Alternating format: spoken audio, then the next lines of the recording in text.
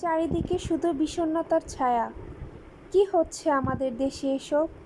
কখনো কারো সন্তান মারা যাচ্ছে, কখনো কারো মা মারা যাচ্ছে। আর এ কি শুধু মারা যাওয়া? এ যেন নৃশংসভাবে হত্যা করা। এই হত্যাকারীদের কি কোনো বিচার নেই? এমনই কি ঘটে যাবে আমাদের দেশে সবসময়ই? তাহলে আমাদের সন্তানদের নিরাপত্তা কোথায়? আমাদের মায়েদের নিরাপত্তা কোথায়? এ কেমন দেশে বসবাস করছি আমরা? আসসালামু আলাইকুম সবাইকে, কেমন আছেন আপনারা? আশা করি যে যেখান থেকেই দেখছেন আল্লাহর রহমতে সুস্থ আছেন ও ভালো আছেন। আলহামদুলিল্লাহ, আমিও ভালো আছি। আমি জেনাস ফ্যামিলি ব্লগ থেকে চলে এসেছি নতুন একটি ব্লগ ভিডিও নিয়ে। আশা করি ভিডিও শুরু থেকে শেষ অবধি পাশেই থাকবেন। যারা আমার চ্যানেলটিকে এখনও সাবস্ক্রাইব করেনি তারা প্লিজ সাবস্ক্রাইব করে নেবেন। প্রতিদিনের মতো ঘুম থেকে উঠে মেয়েকে স্কুলে পৌঁছে দিলাম। ওকে স্কুলে পৌঁছে দেওয়ার পর বাসায় চলে আসলাম। আমি এখন নিজের মতো ব্যস্ত হয়ে যাব। সারাদিন সংসারে যখন খাটানির পর নিজেকে সময় দিতে পারি না, তাই সকালের সময়টা নিজের জন্য রেখে দিই। এই সকালের সময়টাই আমার জন্য বেস্ট টাইম। আর এই সকালের সময়টা আমি কাজে লাগাই নিজে ওয়ার্কআউটে। যেহেতু আমি ইদানিং ডায়েট করছি, তাই একটু ওয়ার্কআউট করা দরকার। আর ওজন নিয়ন্ত্রণে রাখার জন্য ওয়ার্কআউটটা খুবই গুরুত্বপূর্ণ। তাই বাসায় এসে আমি আমার ওয়ার্কআউটটা শেষ করে নিলাম, যেহেতু এই টাইমটাতে আমি ফ্রি থাকি। আর বাকি সারাটা দিন অনেক কাজ করতে হয়, সময় থাকে না নিজের জন্য। ওয়ার্কআউট শেষে আমি এখানে একটা ড্রিঙ্কস নিয়ে নিব। এটা হচ্ছে একটা সিক্রেট ড্রিঙ্কস। এটা খেলে পেটের মেদ কমবে, প্লাস চেহারার উজ্জ্বলতা বেড়ে যাবে। এটা খুবই প্রাকৃতিক একটা ড্রিঙ্কস। তো এইটা আমি এখন ড্রিঙ্কসটা খেয়ে নিব। এই ড্রিঙ্কসটা খাওয়ার 30 মিনিট পর আমি আমার নাস্তাটা কমপ্লিট করে ফেলবো। আমি আমার ব্রেকফাস্টের ডায়েট রুলস অনুযায়ী রেখেছিলাম শসা আর হচ্ছে ডিম সেদ্ধ আর কিছুটা বাদাম। খুবই লাইট ব্রেকফাস্ট করি যেহেতু ডায়েটে আছি। আর আমি এবার ডায়েট করছি একটু হার্ড ডায়েট, কেননা অনেক দিন ডায়েটবিহীন জীবন কাটিয়েছি, অনেক খাওয়া দাওয়া করেছি, অনেক জাঙ্ক ফুড খেয়েছি, মন যা চায় তাই খেয়েছি, খেয়ে খেয়ে ওভারওয়েট হয়ে গিয়েছে। এখন এই ওয়েটগুলো আমাকে লস করতে হবে। ওয়েট গেইন করতে যতটা মজা, কিন্তু ওয়েট লস করতে তার ততটাই ঠিক কঠিন। তো আমি এখন আমার নাস্তাটা কমপ্লিট করে নেব। এটাই হচ্ছে আমার সকালের ব্রেকফাস্ট। যেহেতু অনেক দিন পর ডায়েটে ব্যাক করেছি, এখন ডায়েটে ফুল মনোযোগ দিতে হবে। কোনো হেলামি চলবে না, কোনো ফাঁকিবাজি চলবে না, কেননা নিজেকে সুস্থ রাখতে হলে, ফিট রাখতে হলে অবশ্যই ওয়েট লস করে ডায়েট করে একেবারে নিজেকে সুস্থ রাখতে হবে।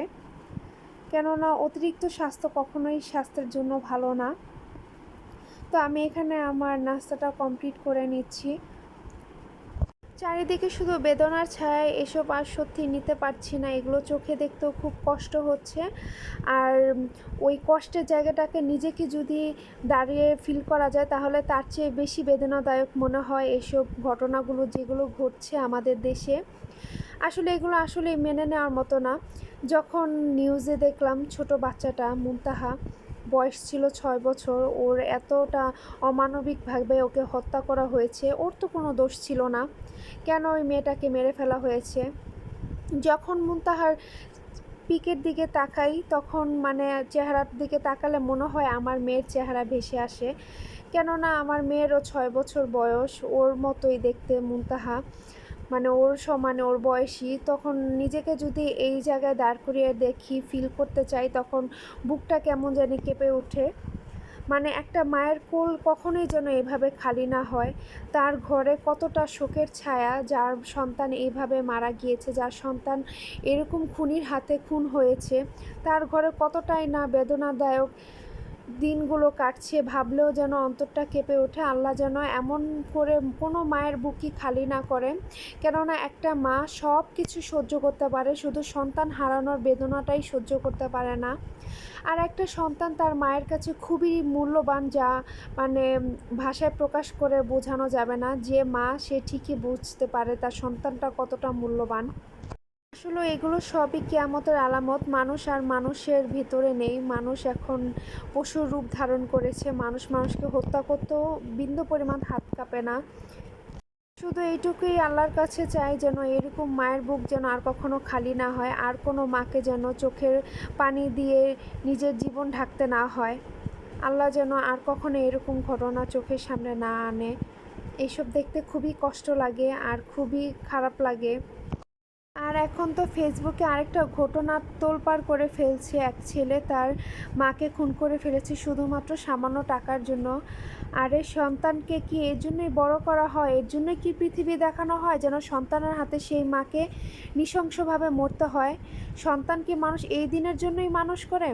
আর সন্তান বড় হয়ে যদি অমানুষে পরিণত হয়, সেই সন্তানকে কি সন্তান বলে পরিচয় দেওয়া যায়? আসলে সন্তান যতটাই অমানুষ হোক, বাবা মা সবসময় সন্তানকে পরিচয় দেয়, কিন্তু সন্তানগুলোই কেমন যেন বড় হয়ে অমানুষ হয়ে যায়, বাবা মার গায়ে হাত তুলতে তো দ্বিধাবোধ করে না, এমনকি এখন খুন করাও শুরু করে দিয়েছে। এমন সন্তান যেন আল্লাহ কাউকে না দেয়, যেন সন্তানের হাতে নিজের প্রাণটাই যেন চলে যায়। আর এই সন্তানকে পৃথিবী দেখানোর জন্য কতটাই না কষ্ট করতে হয়েছে সেই মাকে। যে একজন মা সে ঠিকই বুঝতে পারে সন্তানের হাতে খুন হওয়া ব্যাপারটা আসলে চারটেখানে ব্যাপার না। আল্লাহ এসব মানুষকে হেদায়েত দান করুক, যাদের একটু হাত কাঁপে না এসব নৃশংস ঘটনা ঘটাতে। কার ভাগ্যে কী লেখা আছে আল্লাহ ছাড়া কেউই বলতে পারে না। কথা বলতে বলতে আমি আমার রান্নার শেষ পর্যায়ে চলে এসেছি। আমি নর্মালি রান্না করার পরে সবার জন্য রান্নার পর আমি যেহেতু ডায়েটে আছি, আমি নিজের জন্য একটা রেসিপি তৈরি করছিলাম। আর এই রেসিপিটা হচ্ছে মাসালা ওটস।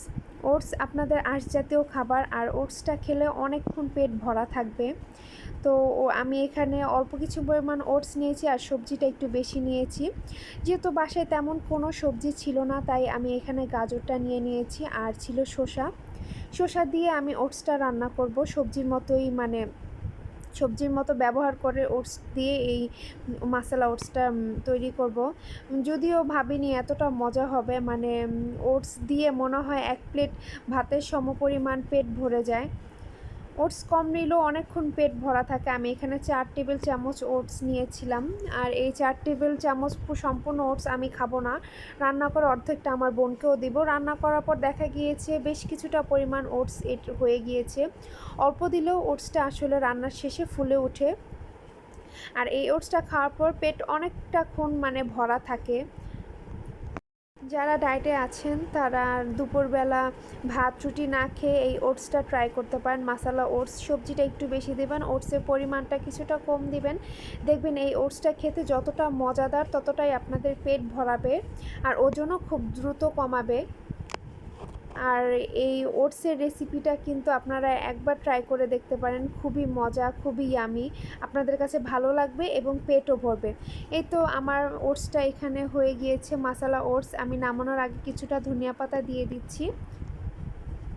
ধনিয়া পাতা দিলে দেওয়ার 2 মিনিট পর নামিয়ে ফেলবো, ধনিয়া পাতার ফ্লেভারটা কিছুটা ছড়ালে নামিয়ে ফেলবো।